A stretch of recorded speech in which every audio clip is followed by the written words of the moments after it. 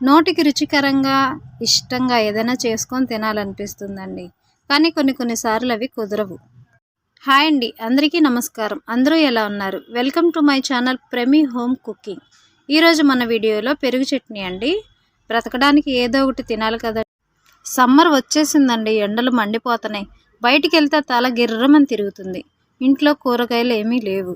అలాంటప్పుడు నాకు ఒక ఆలోచన వచ్చింది, పెరుగు చట్నీ చేసుకోవాలని. అంతే, ప్రాసెస్ మొదలు పెట్టేశానండి. మీరు కూడా ఒకసారి చూసేయండి. ఈ పెరుగు చారులు అవి మాకు ఇష్టం ఉండవు అని అనుకుంటున్నారా? మీరు తినొద్దులండి, మేము తింటాం. మీరైతే ఒకసారి చూసేయండి. బాగా ఆకలేసినప్పుడు కంటికి ఎదురుగా ఏదున్నా తినేస్తాం కదండి. అలాంటి వాటిలో ఈ పెరుగు చారు కూడా ఒకటండి. సింపుల్గా అయిపోయినప్పటికీ దీనిలోకి ఒక ఎగ్ ఆమ్లెట్ వేసుకొని కడుపు నిండా తినేయచ్చండి. వీడియోని ఫుల్గా చూసినందుకు థ్యాంక్స్ అండి. మరొక వీడియోలో కలుసుకుందాం.